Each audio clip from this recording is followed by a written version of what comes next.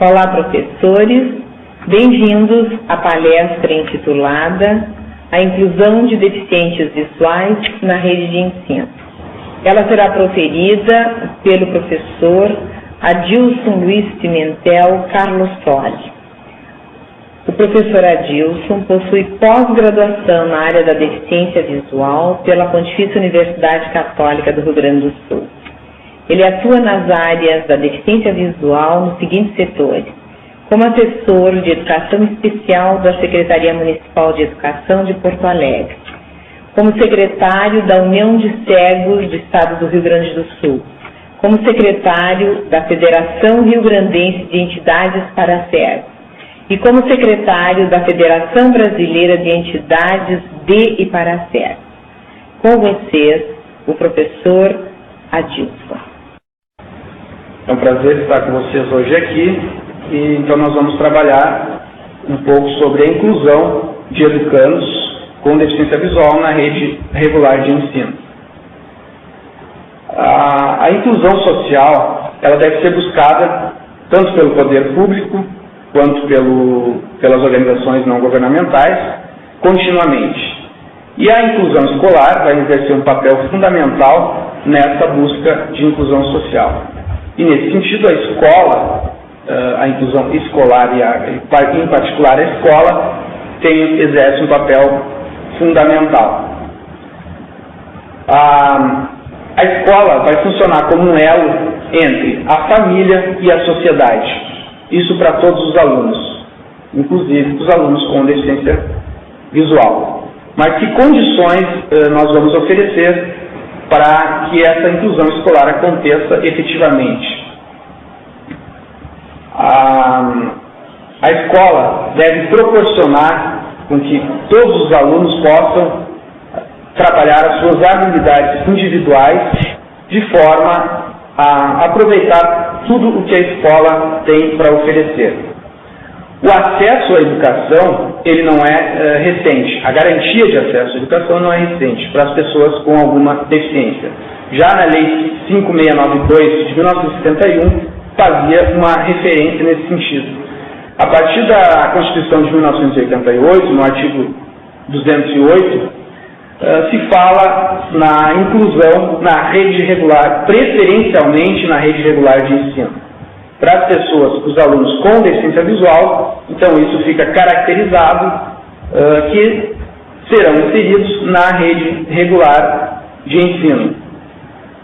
A Lei 7853 de 1979 traz a Política Nacional de Integração das Pessoas Portadoras de Deficiência. Já mais especificamente no que se refere à educação, a Lei de Diretrizes e Bases da Educação Nacional, a LDB 9394 de 1996, tem um artigo, ou melhor, um capítulo específico da educação especial, lá nos seus artigos 58, 59 e 60, onde fala da questão da educação especial e fala da rede regular de ensino. A resolução 002 de 2001 traça as diretrizes nacionais da educação especial na educação básica. Então, todo o funcionamento da educação na rede regular, no ensino básico, é trazido pela resolução 002 de 2001. Bom, então, como podemos perceber, o acesso ele está garantido. Mas e como é que fica a permanência desses alunos? A permanência dos alunos deficientes visuais dentro da escola. E que permanência é essa? Nós queremos uma permanência com qualidade. A inclusão, ela é um processo, ela precisa ser um processo coletivo, que envolva os funcionários da escola, que envolva os outros alunos, que envolva todos os professores, os serviços da escola, o serviço de apoio especializado até a direção. O aluno, ele não é um aluno, o aluno deficiente visual, ele não é aluno de um professor, ele é aluno da escola, assim como todos os demais. Então, por isso, a gente precisa precisa fazer efetivamente a inclusão, desde que ela seja um processo que envolva todo o coletivo da escola. A deficiência visual, ela se divide em cegueira e baixa visão. A cegueira, ela é a impossibilidade de estabelecer relações com objetos, pessoas e coisas do meio circundante através da visão. Então, uma pessoa cega, ela vai utilizar meios ou mecanismos não usuais para a apreensão do mundo externo. A visão, muitas vezes, nós damos um papel preponderante, que vai, às vezes, além do seu real significado. Então, se imagina que uma pessoa que não tem visão terá sérias dificuldades, porque o mundo onde trabalhamos é com imagens, com descrições, e o aluno que não tem visão, então ele ficará seriamente prejudicado. Na verdade, a estruturação cognitiva de uma pessoa cega, a organização e a constituição desse sujeito psicológico vai acontecer, só que, como eu disse, com outros mecanismos não usuais. Os próprios sentidos remanescentes vão favorecer nessa estruturação cognitiva, através da audição, do tato, da sinestesia, do olfato e da gustação. Um fator que devemos levar em consideração, e que muitas vezes não é considerado por pais, por professores, é o período da incidência da cegueira. Ou seja, nós temos duas subdivisões da cegueira: a cegueira congênita e a cegueira adquirida, que vai ter um funcionamento diferente para cada tipo de sujeito. Aquele sujeito que estabeleceu suas relações com os objetos, com as pessoas e com o meio em geral, sem nunca ter utilizado a visão, vai funcionar de uma forma. Já aquele que se estruturou com a visão e adquiriu a deficiência ao longo da sua vida, vai ter um outro funcionamento. No caso da baixa visão, são aqueles indivíduos que possuem um resíduo visual. E esse resíduo visual, ele vai poder ser utilizado satisfatoriamente no seu processo de aprendizagem. Então, esse aluno ele vai utilizar esse resíduo visual para o seu processo de aprendizagem, sua escolarização.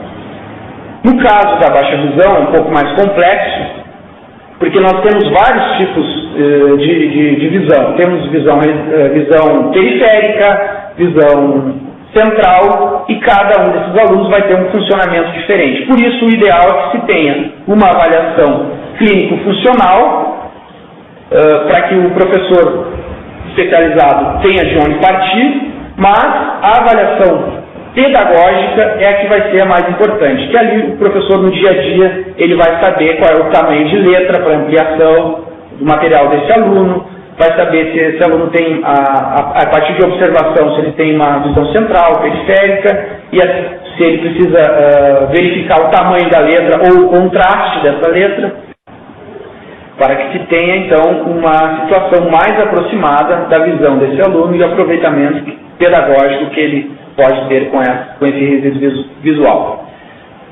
Bom, nós temos, então, os serviços de apoio especializados, que ele pode ser trabalhado através de sala de recursos ou com um professor itinerante. Nessas duas modalidades, normalmente, ou deveria ser, o professor especializado é que vai trabalhar, tanto na sala de recursos como o professor itinerante. Então, esse professor vai ser alguém que tem especialização na área da deficiência visual.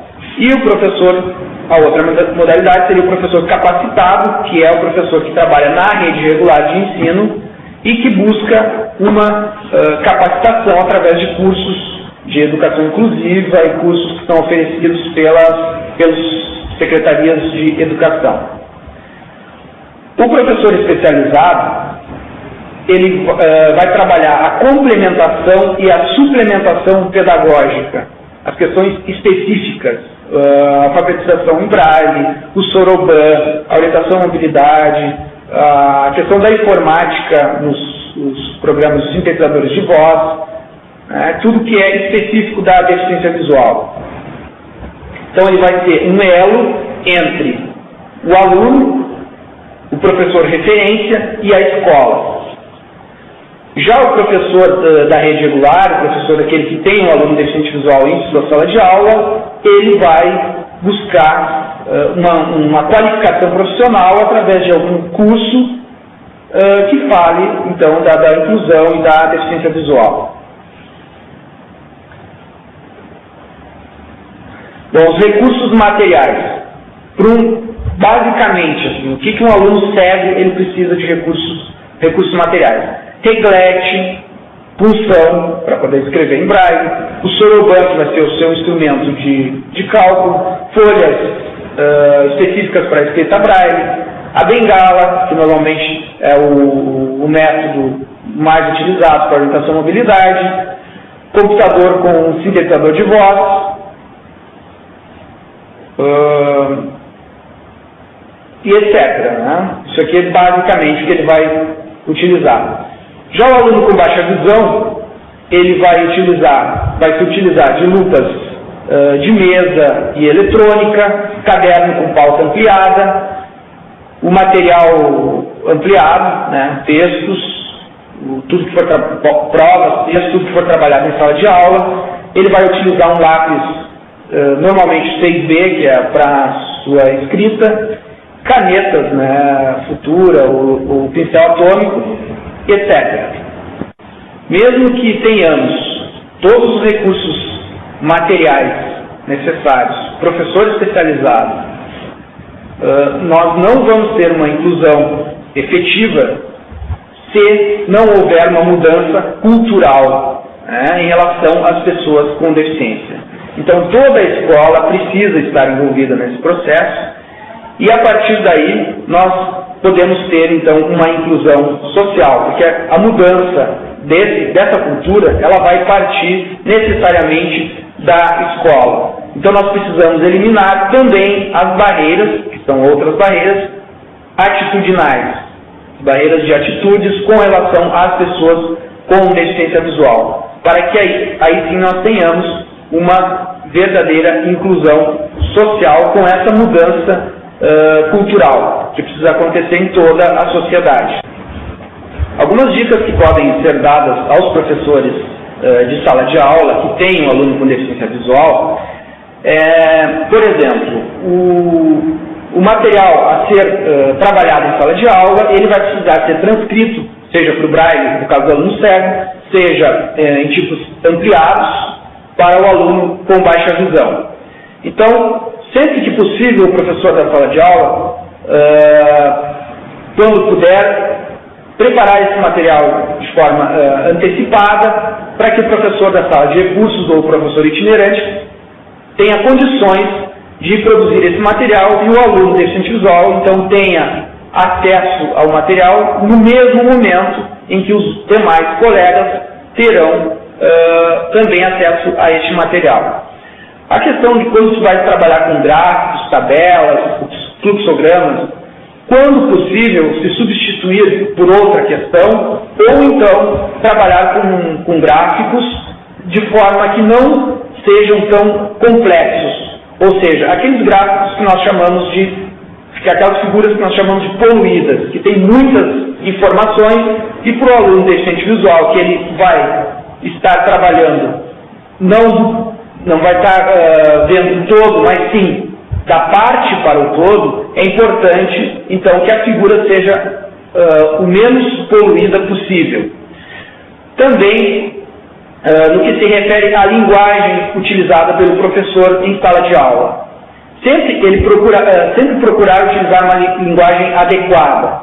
Ou seja, quando estiver trabalhando no quadro, ele estiver falando tudo aquilo que está escrito no quadro e falando de forma adequada, porque muitas vezes não se leva em consideração o que está sendo falado, porque os alunos estão vendo o que está escrito no quadro. No caso do aluno deficiente visual, que não vai estar vendo, ele vai estar apenas com aquilo que o professor vai estar falando. Então, expressões do tipo aqui, ali, lá, não fazem nenhum tipo de sentido para o aluno deficiente visual.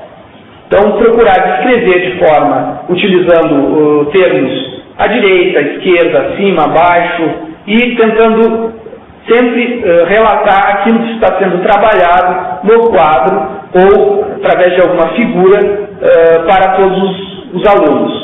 Com essa mudança, não vai ser beneficiado apenas o aluno deficiente visual, mas sim toda a classe, visto que não são todas as pessoas que têm uma facilidade, têm uma memória mais visual. Tem pessoas que, mesmo tendo a visão, tem alunos que têm a facilidade da memória, têm uma memória mais auditiva. Então, o professor tendo este procedimento, ele vai estar beneficiando a turma de modo geral. Na questão de provas, por exemplo, fazer com que o aluno possa, o aluno deficiente visual, fazer a prova no mesmo dia e a mesma prova que os demais. Não o professor, para o aluno deficiente visual vai ser um exame diferente. Aí vai ficar complicado, porque se o aluno deficiente visual vai bem na prova, é porque a prova era diferente. Então, que se faça o mesmo, que se tenha o mesmo tratamento para o aluno deficiente visual, claro que lhe oferecendo as condições necessárias para que ele possa, então, fazer a sua prova, tendo, obviamente, contato anterior com os conteúdos, através do Braille ou do tipo ampliado, como os demais colegas tiveram. E, no caso de o aluno deficiente visual precisar de um tempo maior na execução das provas, também se favorecer, porque o Braille, principalmente o Braille, ele tem um processo mais lento, principalmente se é um aluno que adquiriu a visão e não tem uma agilidade suficientemente boa no Braille. É importante que o professor procure ter um tratamento o mais natural possível com o aluno deficiente visual. Não, nem favorecendo, supervalorizando o aluno por ter a deficiência visual e nem supervalorizando a sua deficiência. Então, a naturalidade, sempre dentro do possível, é o ideal, para que os colegas desse aluno também possam ter esse mesmo tratamento. E eu acho que assim nós conseguiremos uma verdadeira inclusão escolar e, a partir daí, chegaremos a uma inclusão social, como se quer. Bom, então eu gostaria de agradecer a oportunidade de estar aqui com vocês. Espero que tenha trazido informações que possam ser úteis e qualquer informação adicional, tem o meu e-mail, que vocês podem estar entrando em contato, que a gente pode estar trocando informações. Com certeza. Obrigado. Finalizando essa apresentação, agradecemos ao conferencista e lembramos aos professores de participarem do bate-papo, do fórum de discussão, para expor suas ideias, trazer suas contribuições, seus questionamentos, interagir com todo o grupo de participantes do curso. Um bom trabalho.